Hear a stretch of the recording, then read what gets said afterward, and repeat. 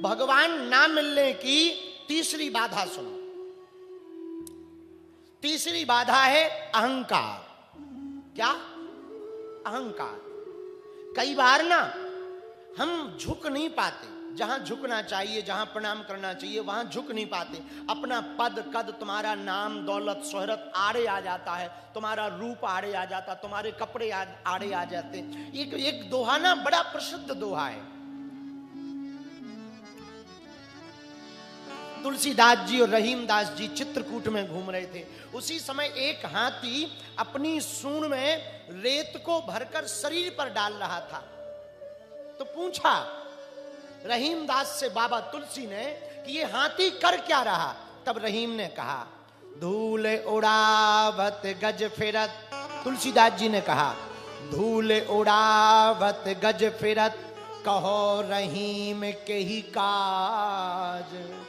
हे रहीमदास, ये हाथी ना धूल क्यों उड़ा रहा? तो रहीमदास जी ने क्या कहा तुलसीदास जी से? बोले, बाबा या रजते मुनि पत्नी तरी, सोई ढूंढत गजराज। जिस रज से मुनि की पत्नी का बेड़ा पार हुआ, उसी रज को यह हाथी खोज रहा है।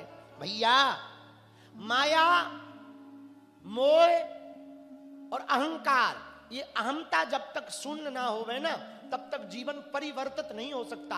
हनुमान चालीसा का प्रारंभ ही रज से होता। श्री गुरु चरण सरोज रज। मतलब जब तक हम अपने गुरु के चरणों की रज को मस्तक पर धारण नहीं करेंगे, तब तक हमारा मन निर्मल नहीं होगा। और जब तक गुरु कृपा नहीं होगी, तब तक गोविंद की कृपा नहीं होगी। और अहंकार तो गुरु ही शून्य करता है। गुरु अहंकार शून्य करता, क्योंकि जब हम गुरु के पास जाते ना तो झुकते हैं। भैया, झुकते वही हैं जिसमें जान होती है। अकड़ तो एक मुर्दे की पहचान होती है। हमारे एक संत कहते थे, अहम की अकड़ ज्यादा चल नहीं सकती, मौत की घड़ी कभी टल नहीं सकती। लूट कर दौलत भले ही जमा कर लो, पर पाप की कमाई कभी फल नहीं सकती।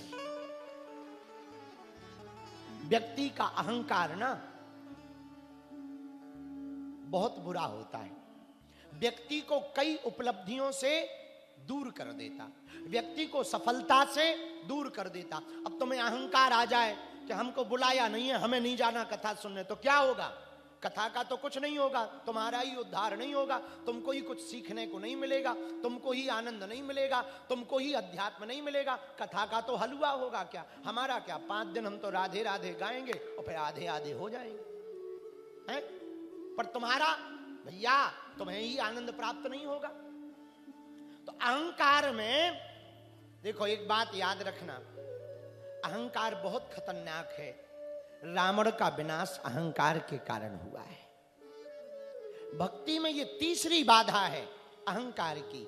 इसलिए हमारी प्रार्थना है सभी प्रियजनों से, सभी आत्मीय जनों से, हमारी प्रार्थना है, आप अहम को शून्य करो, अपनी घमंड को जीरो करो, ईगो को शून्य करो। भैया, जिसे भी अहम की हवा लगी, उसे ना दुआ लगी ना दवा लगी।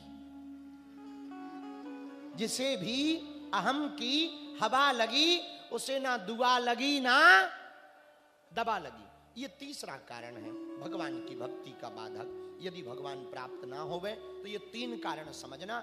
इन तीनों कारणों पे यदि आपने काम कर लिया तो हम ये दावे के साथ कह सकते हैं आपको भगवान प्राप्त हो जाएंगे। बोलो सीताराम। बालाजी महाराज के कृपा पात्र बागेश्वर धाम पीठाधीश्वर परम पूज्य धीरेन्द्र कृष्ण शास्त्री जी महाराज का पावन संकल्प।